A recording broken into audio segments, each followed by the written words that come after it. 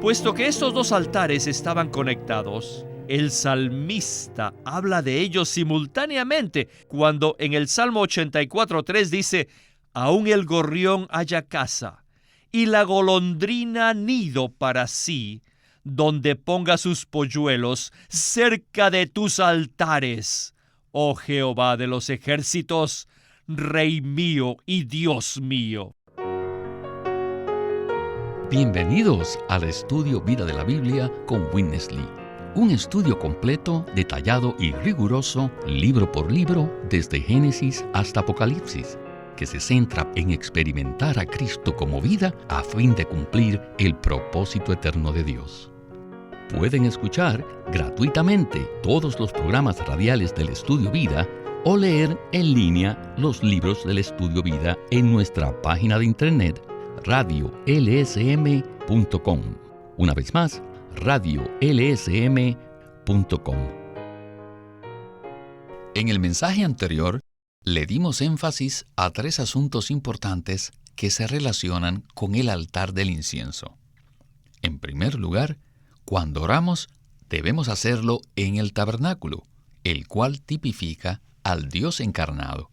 Segundo, para poder orar en el altar del incienso, debemos estar llenos y satisfechos con el alimento santo, es decir, nuestra porción de las ofrendas. Y tercero, cuando oramos, debemos ofrecer incienso a Dios. Si tenemos una visión clara de estos asuntos, nuestra vida de oración experimentará un gran cambio. En lugar de preocuparnos por orar acerca de cosas materiales o personales, oraremos para que se lleve a cabo el propósito de Dios, para que se ejecute su administración divina y para que se imparta el suministro de gracia de Dios. En el programa de hoy hemos invitado a Eric Romero para que nos acompañe en el estudio Vida de la Biblia y seguir estudiando detalladamente el altar del incienso. Bienvenido, Eric. Gracias, Víctor. Es un gozo estar aquí. Valoro mucho la revelación y el significado espiritual del altar de incienso. Eric, hemos visto que el sacerdote quemaba incienso a Dios sobre el altar del incienso, del cual ascendía un olor grato a Dios. Y este altar estaba ubicado directamente enfrente del lugar santísimo y frente al arca del testimonio. El altar del incienso representa al Cristo que intercede por nosotros, ¿verdad? Así es. Al estudiar el Nuevo Testamento y ver las porciones que nos hablan acerca de Cristo en su ministerio celestial, vemos que Cristo está a la diestra de Dios intercediendo por nosotros. Esto lo vemos en Hebreos 7:25. Y podemos ver en Éxodo 30, junto con la revelación del Nuevo Testamento, que para experimentar el altar de incienso necesitamos orar, necesitamos crecer en la vida divina y también disfrutar a Cristo como el tabernáculo y las ofrendas. Personalmente me siento gozoso y en paz respecto a lo que se está presentando en estos estudios vida, respecto al altar del incienso, que es un tipo del Cristo intercesor. El altar de incienso nos revela al Cristo que intercede por nosotros, y en especial, que lleva a cabo la administración de Dios, por medio de sus oraciones intercesoras en nosotros. Hemos visto que las oraciones que se elevan en el altar del incienso no son las oraciones comunes y corrientes en las que pedimos por nuestras necesidades personales, sino que son la intercesión que Cristo realiza en nosotros para llevar a cabo la administración de Dios. Espero que esta visión cause un gran impacto en todos los buscadores genuinos, de modo que haya un cambio en nuestras oraciones. ¿No es así? Es verdad. Tenemos que aprender a orar intercediendo en el altar de incienso. No solo debemos orar por nuestras necesidades y deseos, sino que también debemos interceder para que se cumpla el propósito de Dios. Bien, comencemos ya el estudio vida con Witness Lee. Muchos cristianos conocen how to quote Matthew 6 cómo citar Mateo 6:33, that says, que dice: seek after his mas buscad primeramente su reino y su justicia, y todas estas cosas os serán añadidas. Esto indica que si buscamos el reino de Dios y su justicia, cualquier cosa que necesitemos, comida, ropa o casa, se nos añadirá. Esto demuestra que no tenemos necesidad de orar por la comida, la ropa o la casa. Más bien, you pray for his kingdom. debemos orar por el reino de Dios. And what is his kingdom today? ¿Qué es el reino de Dios hoy en día? El reino de Dios es la iglesia. Pero, ¿qué es la iglesia? La iglesia es Cristo. Por lo tanto, buscar el reino de Dios equivale a buscar a Cristo y la iglesia. Este versículo también nos habla de buscar la justicia de Dios. ¿Qué es la justicia de Dios? La justicia de Dios es Cristo expresado a través de la iglesia. Por lo tanto, buscar el reino de Dios y su justicia equivale a buscar a Cristo y la iglesia. Lo extraño es que muchos cristianos solo saben orar por un mejor empleo, por una casa más grande o por un viaje seguro, pero no saben cómo orar por Cristo y la iglesia. Cuando algunos oran por la iglesia, no lo hacen por ella en sí, sino tal vez oren por los asuntos financieros relacionados con la iglesia. Olvídense de eso. Dejen de hacer esto. Debemos orar por Cristo y la iglesia. Los animo a leer nuevamente esta porción de la palabra. Bueno, regresemos pues al altar de incienso, que es el altar de oro. En el altar de oro debemos quemar el incienso.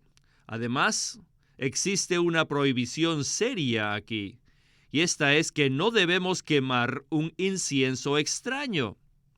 Solamente el Cristo resucitado y ascendido es aceptable aquí. Todo lo demás está prohibido. No debemos quemar un incienso extraño y ni siquiera podemos quemar en el altar del incienso lo que Dios aceptaría en el altar de las ofrendas. O sea que esto se refiere al Cristo crucificado. Esto significa que ni siquiera podemos presentar al Cristo crucificado en el altar de oro, sino al Cristo que resucitó y ascendió. Este Cristo viviente es lo que debemos presentarle a Dios como incienso en el altar de oro. Es posible que ustedes me pregunten: hermano Lee, entonces, ¿cómo debo orar? Y yo no se los voy a decir, porque si les dijera cómo hacerlo, aún así, esta clase de oración, de todos modos, no sería Cristo. Tal vez ustedes usen las palabras apropiadas, pero seguirán orando fuera de Dios. No estarían orando en Dios, en el centro de su morada. Además, mientras oran, no sentirían ninguna satisfacción interna, ni se llenarían de energía, lo que significa que no tendrán a Dios orando dentro de usted mientras usted ora. ¿Ven mi punto? Cuando oramos, debemos hacerlo en Dios y con la energía que Él nos da. Luego debemos ofrecer Cristo a Dios y orarle a Él.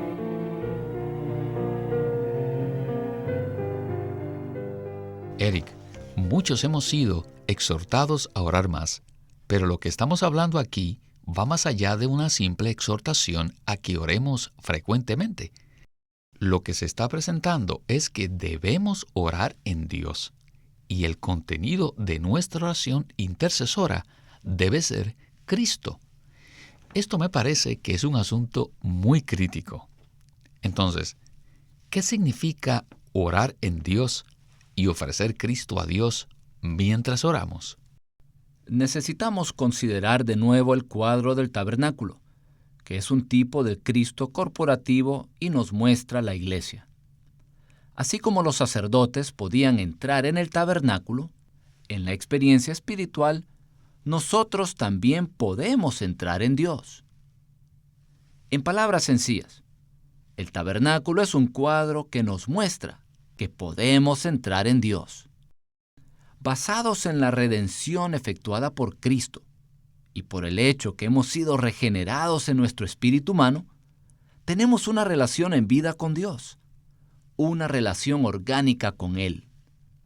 Cristo es el camino para llegar a Dios, y por medio de Cristo podemos entrar en Dios.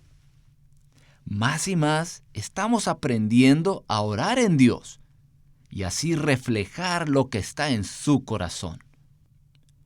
Es muy diferente orar en Dios por sus intereses que orar en nosotros mismos de forma egoísta por nuestras propias situaciones personales.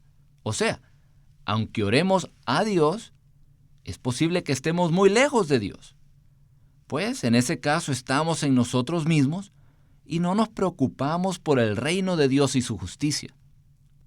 Con respecto al tema de ofrecer Cristo a Dios mientras oramos, creo que es suficiente decir que el Señor nos enseñó a que oráramos en su nombre. Solo hay una persona cuyas oraciones son aceptadas por Dios, y esa persona es Cristo. Así que necesitamos orar en el nombre del Señor Jesús, siendo un solo espíritu con Él.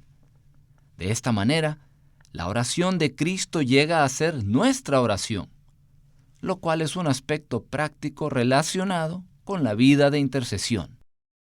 Bueno, Eric, regresemos de nuevo con Witness Lee para continuar el estudio vida de Éxodo.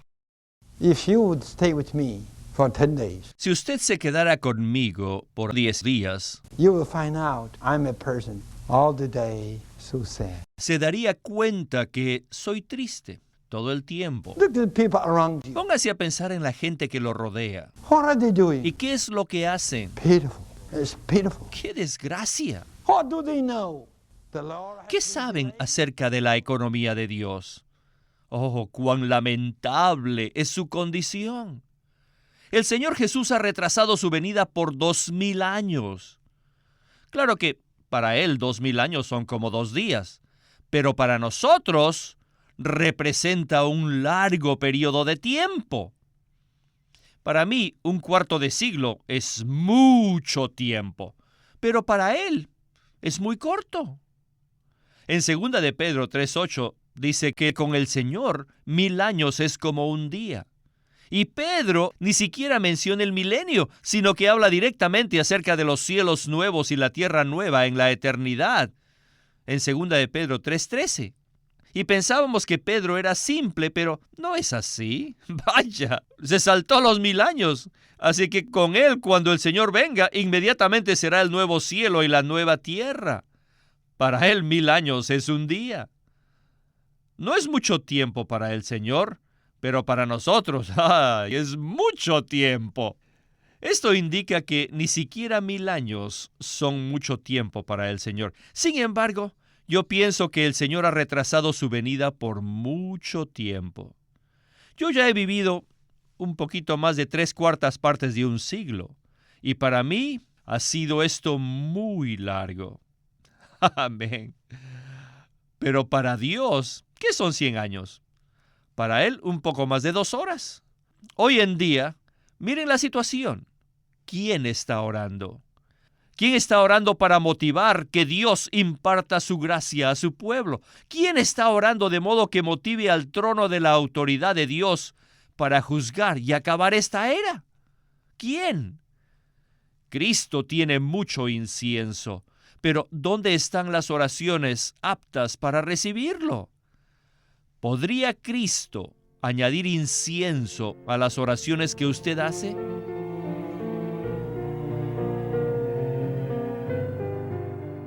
Bueno, Eric, esta sección nos deja con la inquietud respecto a cuánto más se demorará el Señor en regresar. En este sentido, no queremos dar una respuesta simple a esto, pues si lo hacemos, sería más bien especular. Sin embargo, basados en la revelación del altar del incienso, sabemos que nuestras oraciones intercesoras pueden afectar la administración de Dios directamente. No obstante, la intercesión que afecta directamente el mover del Señor sobre la tierra debe ser una oración apta para recibir el incienso de Cristo. Por lo tanto, ¿qué significa esto? Quisiera presentarlo de la siguiente manera. Primero, consideremos lo que significa el incienso. Y luego, consideremos qué tipo de oraciones ameritan que Cristo añada su incienso a ellas. En ambos altares, tanto en el altar del holocausto como en el altar de incienso, había un olor grato que ascendía a Dios. La fragancia que ascendía del altar del holocausto en el atrio está relacionada con Cristo como aquel que fue juzgado por Dios. Esta es la fragancia del Cristo crucificado. Pero la fragancia del altar de incienso representa al Cristo resucitado y ascendido, el que fue aceptado por Dios. Conforme a Apocalipsis 8, nuestras oraciones están tipificadas por el altar del incienso y Cristo es el ángel que añade incienso a nuestras oraciones. Todo esto produce una reacción en el trono administrativo de Dios. El punto aquí es el siguiente. Debemos aprender a interceder conforme a la economía de Dios, de forma que Cristo añada su incienso a nuestras oraciones y se ejecute la administración de Dios. Aunque los seres humanos oren a menudo y de varias maneras por sus propias necesidades, y Dios sea misericordioso para escuchar tales oraciones, la mayoría de los que elevan tales oraciones desconocen por completo la economía de Dios, desconocen por completo la administración de Dios. Muchas de nuestras oraciones son naturales, son muy egoístas y están enfocadas en nosotros mismos. Si una persona ora para que Dios le dé una casa grande, ¿cree usted que esta es la clase de oración a la cual Cristo se añadirá como incienso?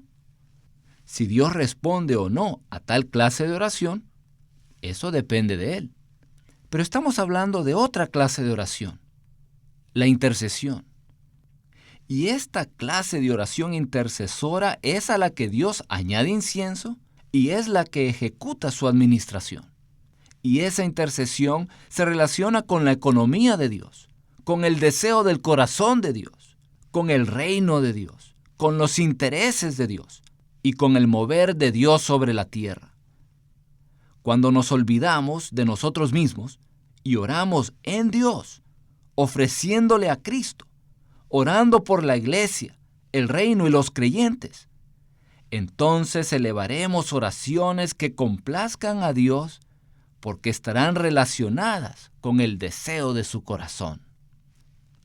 Entonces Cristo se añadirá a sí mismo en estas oraciones, para hacerlas completamente aceptables a Dios y así llevar a cabo su administración en el universo, por medio del trono de la autoridad de Dios. Bueno, Eric, creo que hemos tocado el meollo o punto crucial de lo que es la oración de intercesión. En la próxima sección veremos la conexión que existe entre el altar del holocausto en el atrio y el altar del incienso. Adelante con Winnesley. According to the Bible, Conforme a la Biblia, these two altars, los dos altares, the incense altar and the offering altar, el altar del incienso y el altar del holocausto, are connected. estaban conectados. And there are Y sí, habían unos elementos que conectaban estos altares. Número 1 era la sangre de la ofrenda por el pecado, que se ofrecía como propiciación en el día de la expiación. Además, los dos altares estaban conectados por el fuego del altar que estaba en el atrio. Y tercero, por el aceite santo de la unción.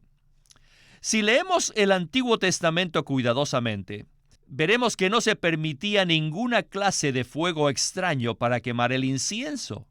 Más bien, el único fuego que se podía usar era el fuego que provenía del altar del holocausto, y este fuego había descendido del cielo. Era fuego celestial, Así que el fuego que provenía de Dios, el cual se usaba en el altar del holocausto, también se usaba para quemar el incienso. Esto nos muestra que el fuego utilizado para quemar las ofrendas también conectaba los dos altares. La otra conexión era el olor fragante que provenían de ambos altares. Del altar del holocausto subía hacia Dios un olor fragante. Y también del altar del incienso subía a Dios un olor grato. Así que de ambos altares ascendía un olor fragante que satisfacía a Dios. Sin embargo, existía una diferencia entre ellos. El olor fragante que subía a Dios desde el altar del holocausto estaba vinculado al olor fragante que le llegaba del incienso.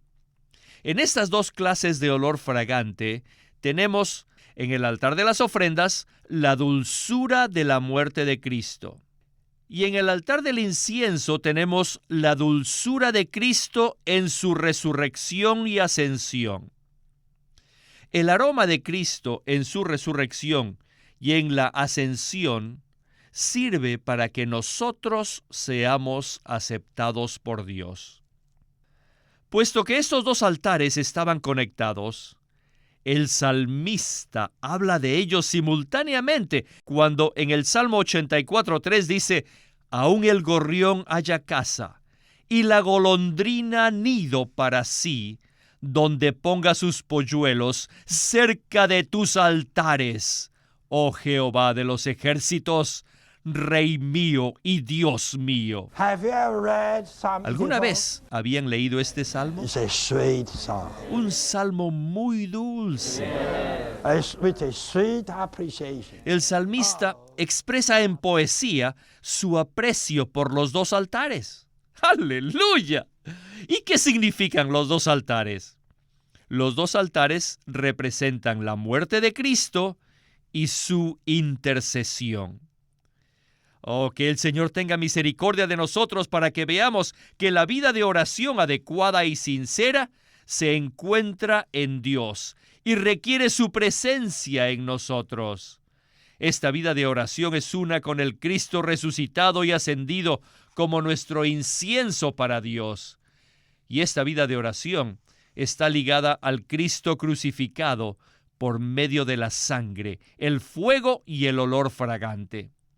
Así que si tenemos esta clase de oración, nuestra vida motivará al mover de Dios. Esta clase de vida de oración regula la impartición de la gracia de Dios y gobierna la administración de su autoridad. Esto significa que la oración que se ofrece en el altar del incienso regula el universo. Esto tiene mucha importancia. Eric, estos dos altares están conectados de manera maravillosa por tres elementos: el aceite santo de la unción, la sangre de la ofrenda por el pecado y el fuego que se usaba para quemar las ofrendas y que producía un olor grato. Con respecto a esto, muchos cristianos solo han experimentado el primer altar, el altar de las ofrendas que se encontraba en el atrio. Esto quiere decir que tienen la cruz, pero no tienen el altar del incienso. Esperamos que esta palabra nos motive a buscar al Señor para que experimentemos el altar del incienso y además nos unamos a Cristo para interceder por sus intereses en la tierra. Sí, Víctor, y desearía añadir una cosa más antes de terminar. El hermano Lee mencionó el Salmo 84 cuando habló de los gorriones y las golondrinas que están en los altares, porque estas aves representan a los seres humanos que son débiles e insignificantes. En Mateo 10:29 el Señor dijo que vendían 2 pajarillos por un azarión. O sea, que estos pajarillos son insignificantes y baratos. Así también nosotros, que somos tan insignificantes como un gorrión, hallamos una casa en los altares del Señor. Además, al igual que las golondrinas, podemos poner a nuestros hijos en estos altares. Estos 2 altares representan la muerte de Cristo y su intercesión. Y las aves están allí, pero no porque los altares han sido descuidados o desatendidos, sino porque el Salmo 84 está lleno de amor y de aprecio por la morada de Dios. Puedo dar testimonio que la unión de estos dos altares ha llegado a ser muy especial para mí. Somos como un gorrión o como una golondrina que hace su nido y empolla a sus hijos en los altares de Jehová. Al estudiar acerca del altar del incienso que se describe en Éxodo 30, quisiera mencionar que esto no es simplemente un estudio bíblico o una enseñanza bíblica. Nuestra vida de oración debe ser en Dios y con Él dentro de nosotros como nuestro suministro y satisfacción. Eric, muchísimas gracias por habernos acompañado en este estudio vida tan maravilloso. Ha sido un privilegio estar aquí.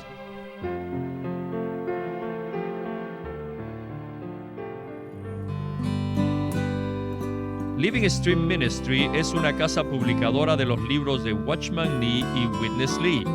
Y queremos decirles que entre ellos hay uno titulado Las reuniones en casa, por Witness Lee. Hay una manera única para tener el aumento de la iglesia y su edificación.